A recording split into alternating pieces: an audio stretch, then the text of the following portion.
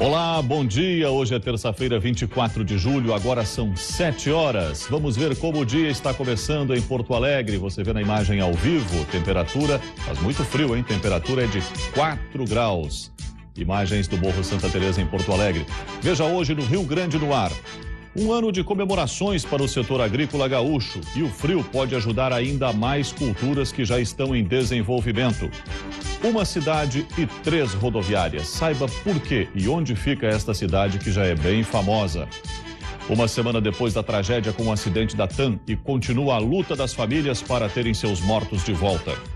A previsão do tempo e a movimentação do trânsito. E ainda, cursos, cinema, música, cultura a preços populares. É o segundo Festival de Inverno de Porto Alegre que começou ontem à noite.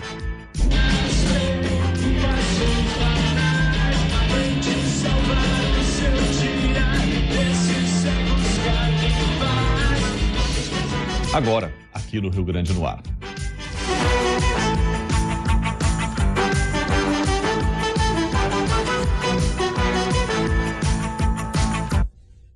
Agora são 7 horas e 1 minuto. Um curto-circuito pode ter sido a causa de um incêndio que destruiu 2 salas da Escola Estadual de Ensino Fundamental Osório Duque Estrada, em Porto Alegre. 9 funcionárias estavam no prédio na hora que o fogo começou, mas ninguém ficou ferido. O fogo começou na sala de vídeos no início da tarde e se alastrou por mais 3. A sala dos professores ficou completamente destruída. O incêndio danificou ainda o telhado do colégio. A escola tem cerca de 750 alunos e estava fechada por causa das férias. Uma semana de dor para quem perdeu familiares e amigos no voo 3054 da TAM. Até agora, 29 gaúchos foram identificados e enterrados. Mas o drama maior é para as famílias que ainda aguardam os corpos de parentes. Para ajudar na identificação, parentes fazem exames de DNA. As amostras genéticas coletadas em Porto Alegre podem auxiliar na confirmação das identidades. O trabalho feito no Laboratório de Perícias do Rio Grande do Sul faz parte de uma rede que conta com outros 16 institutos em todo o Brasil. O primeiro passo é retirar a secreção do lado interno da boca. Depois é feito um exame de sangue. Nós estamos tomando uma medida preventiva, né? E a vítima que não for identificada por outros mecanismos fora DNA, então os seus familiares já vão ter o seu perfil genético prontos, aguardando para confronto e identificação futura. Depois de feita a coleta, o material é trazido para esta sala onde é realizada a análise. Em 48 horas é obtido o DNA dos parentes. Até agora, 14 famílias de gaúchos que estavam no voo 3054 já fizeram os exames. O laboratório, que atende gratuitamente, fica aberto das 7 horas da manhã às 7 da noite. Fora deste horário, os familiares estão fazendo os exames no Instituto Médico Legal.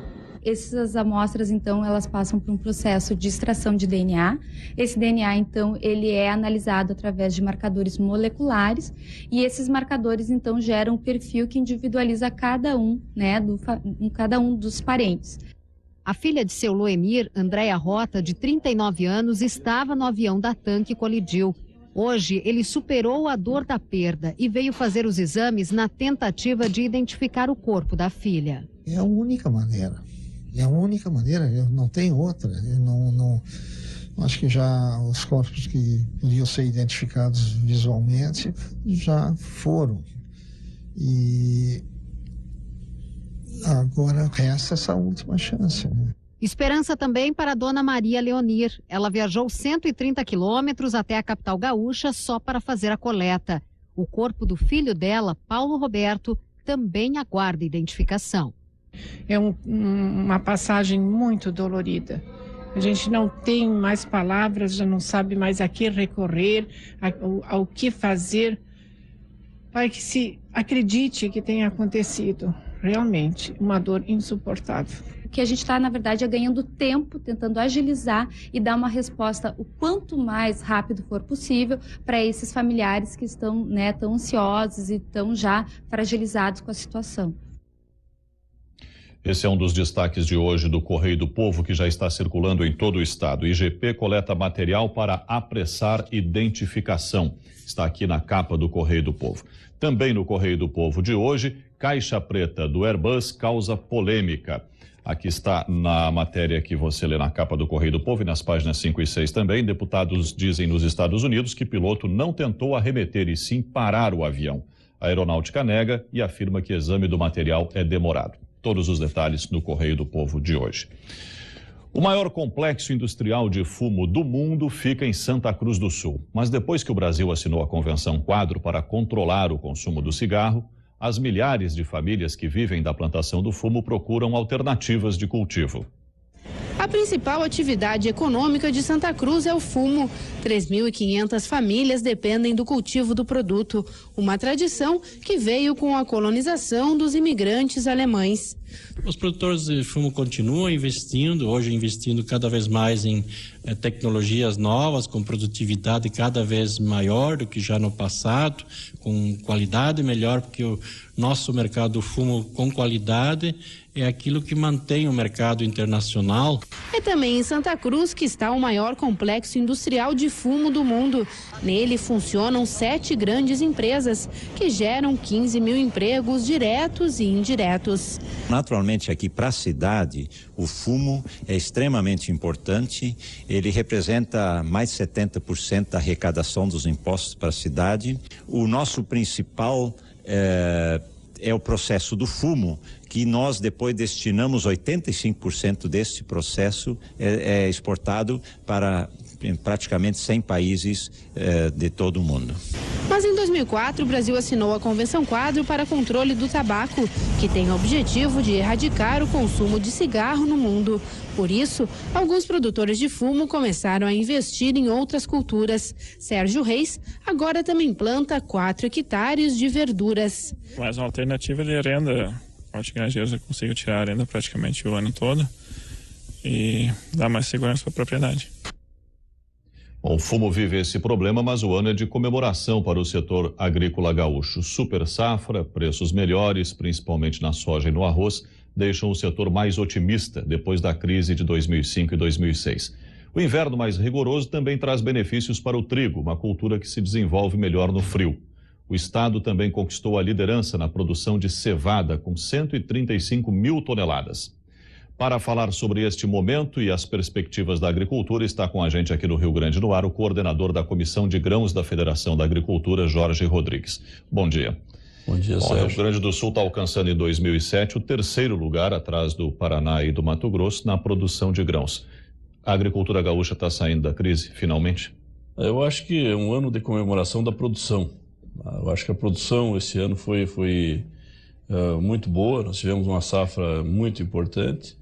Mas a agricultura em si, o produtor especialmente, está em uma situação de crise. O que ainda falta resolver?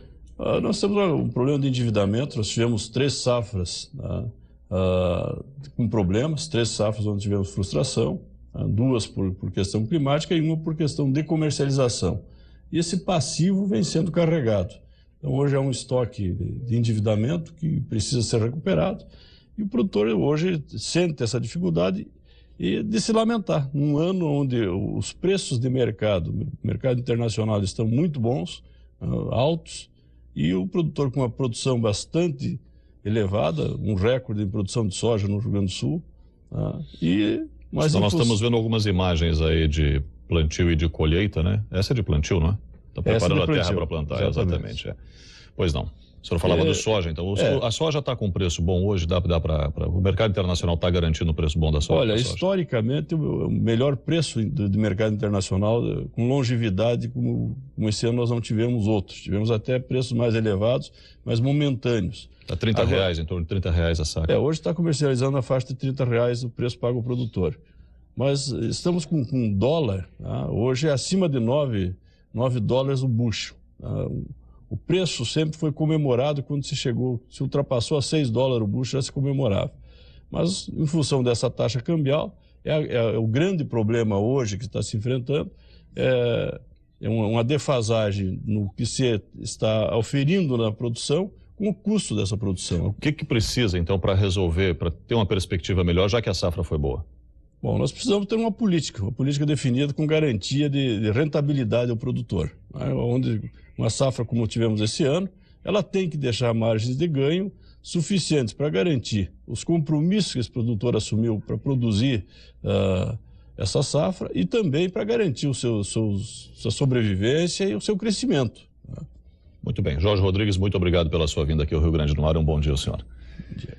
Falando em agronegócio, o Grupo Record reuniu ontem à noite autoridades e lideranças do setor agrícola no jantar Encontro com o Agronegócio do Rio Grande do Sul. O presidente do Sistema Guaíba Correio do Povo, Jerônimo Alves Ferreira, reiterou o compromisso da empresa com o setor, afirmando que essa é uma das bandeiras da Record. Essa safra recorde em algumas lavouras ocorreu graças ao clima. E agora, na produção de inverno, o frio tem sido bom também, Aline? Bom dia. Bom dia, Sérgio. Tem sim. Esse frio rigoroso que nós estamos tendo contribui para o desenvolvimento das culturas de inverno, como a de trigo. Segundo a Emater, a reposição de umidade no solo, o frio com formação de geadas, favorece então os estágios iniciais da planta. O frio também contribui com o controle de pragas e insos.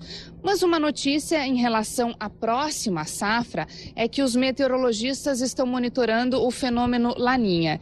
Isso representa uma primavera e um verão com chuvas escassas. Alguns especialistas falam até em quebra de safra e sugere então que o agricultor antecipe o plantio. Mas aí ele pode encontrar um outro problema, encontrar uma onda de frio ou até mesmo geadas tardias. Então, para as culturas de verão, como a previsão é de menos chuva, elas podem ficar prejudicadas. Agora, nos próximos dias, nada de chuva por enquanto. Vamos ver no mapa a previsão.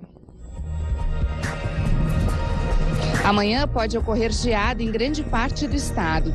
À tarde, o tempo abre. A temperatura segue baixa e o vento aumenta a sensação de frio.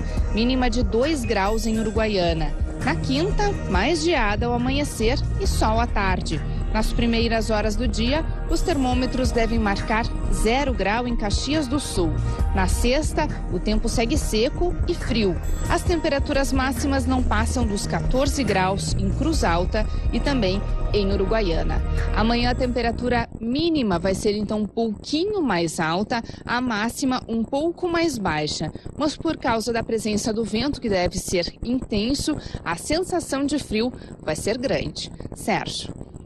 E em instantes, a movimentação do trânsito na capital. E ainda, vamos conhecer uma cidade com 3 obras que deixam a população, no mínimo, intrigada. Agora são 7 horas e 12 minutos. Já voltamos.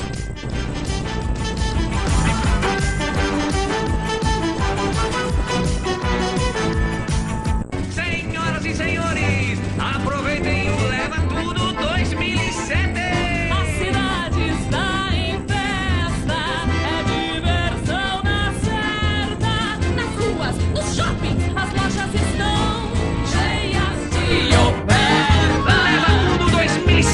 O maior espetáculo de ofertas, de 23 a 29 de julho. Patrocínio SPC e Banrisul. Realização Cindy Lojas e CDL.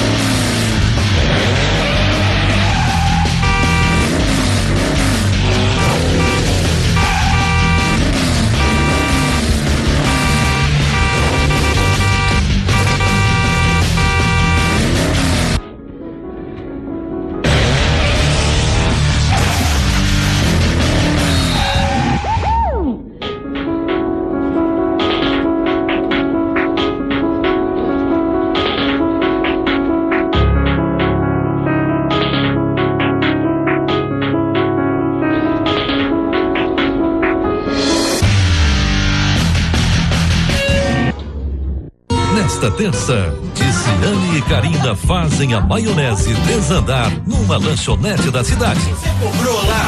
Não, eu esqueci. Ô, moço! Oh, pelo amor de Deus! Ô, desgraça, Zamocão! Oh, meu Deus! E agora? E Pink está prestes a virar o porquinho mais fashion do interior. O primeiro banho do bebê é sempre estressante. Nesta terça, logo após Vidas Opostas, Simple Life.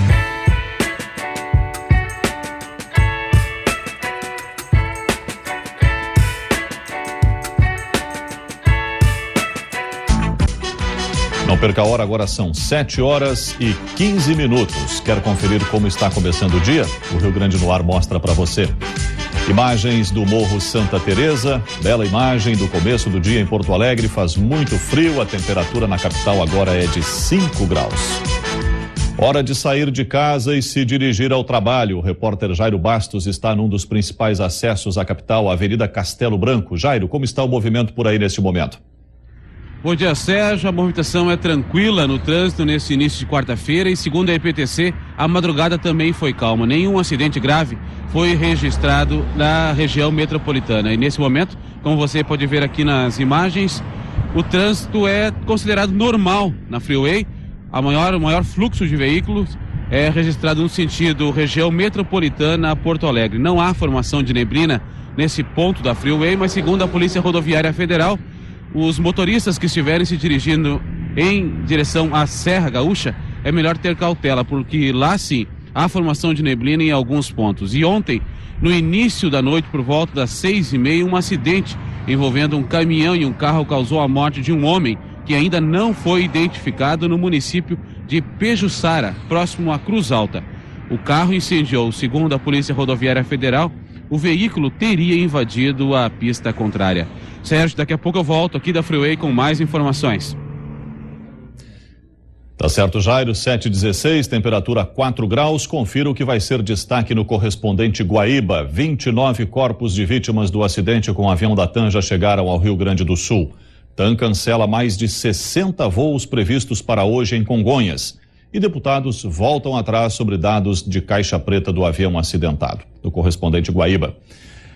A cidade do sonho e da água ardente, mas que também é conhecida por uma curiosidade bastante estranha. O repórter Antônio Sacobori foi até Santo Antônio da Patrulha e, entre tantas histórias e obras que fazem parte da cidade, uma bem atual é no mínimo intrigante. Em 1909, o Rio Grande do Sul era dividido em 4 grandes municípios: Porto Alegre, Rio Grande, Rio Pardo e Santo Antônio da Patrulha.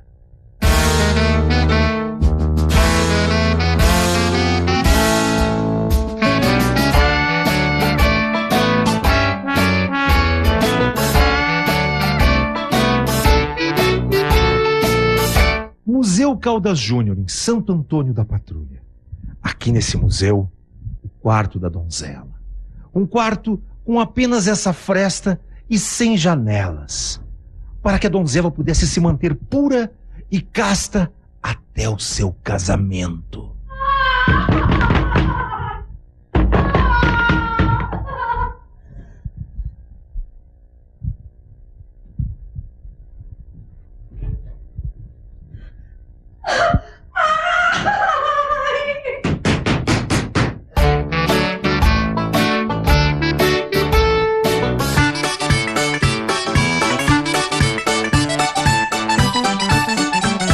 Dona Marlene, como é que é a história do sonho? Final de 30, uma família se propôs a fazer os sonhos como uma alternativa de alimentação aos viajantes e se perpetua até hoje. Santo Antônio da Patrulha, 40 mil habitantes. Cidade da rapadura, da cachaça, do sonho e das 3 rodoviárias. Cidade do Parque da Guarda, da Boa Aguardente, do Museu Caldas Júnior e das 3 rodoviárias. Da fonte mágica, das casas e ruas históricas, dos lugares bonitos e das 3 rodoviárias. 3 rodoviárias? O prefeito tem a sua opinião. O concessionário de uma das rodoviárias discorda. E a polêmica é intensa. Prefeito, qual é a população do município de Santo Antônio da Patrulha? 40 mil habitantes, eleitores 28 mil. E aqui nós estamos vendo o terminal rodoviário novo. Exatamente, isso é uma beleza. Um dos melhores terminais rodoviários aí do estado do Rio Grande do Sul, excetuando a capital, né? Prefeito, e essa cidade com 40 mil habitantes, 28 mil eleitores, tem 3 rodoviárias? Pois é, isso é incrível, né? Só em cidade, né, pequena que acontecem essas coisas. Santo Antônio da Patrulha, uma cidade com 3 rodoviárias. É verdade? Não. Santo Antônio da Patrulha tem a estação rodoviária como sede no centro histórico da cidade, que é na Cidade Alta, E com o desenvolvimento do comércio na Cidade Baixa, nós, para facilitar o acesso ao transporte coletivo intermunicipal, solicitamos autorização para que fosse implantado um posto de vendas de passagem com embarque e desembarque na Cidade Baixa, para facilitar o acesso ao transporte. Senão, o usuário teria que se deslocar até lá em cima para fazer o embarque. Precisa ter 3 rodoviárias? Precisa. O ideal é ter uma que funcionasse. Uma instalação que nem foi feita essa última rodoviária ali, o terminal rodoviário, mas que o concessionário fosse de acordo de ir para lá, né? Porque isso aqui não é rodoviária que se apresente, assim, né? Essa aqui tá boa. Se a rodoviária for para onde é para ir, a gente vai ter mais gasto. O povo quer ficar no centro e eles fizeram uma rodoviária lá fora, né? Fizeram um terminal lá e o povo não tá querendo ir pra lá. Daí tá acontecendo essa polêmica aí. O terminal rodoviário mesmo é lá, né? Todos os patrulhenses acham que aqui a rodoviária é excelente para nós. Eu concordo com aquela nova lá que tem lá. Juntando as 3 não dá uma, né, cara? Não precisa ter mais. Teria que ter mais ainda.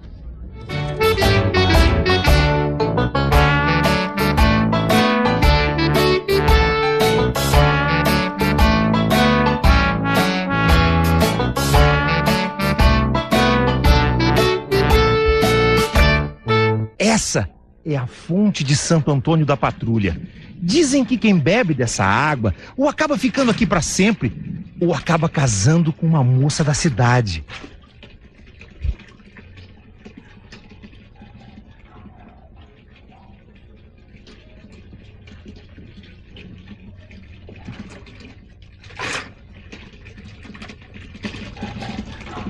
Sou eu!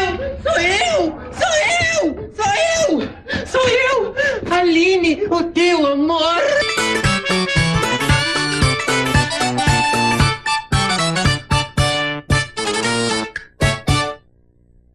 Esse é o Sacomori. Se você quer sugerir uma pauta, anote o e-mail sacomori@rederecord.com.br. Hoje é mais um dia de sair de casa bem agasalhado e vai ser assim nos próximos dias também, não é, Aline? Isso mesmo, Sérgio. É que depois da chuva do fim de semana se estabeleceu então aqui no estado uma massa de ar polar. Até o fim da semana, outras 2 massas de ar polar devem chegar até o território gaúcho.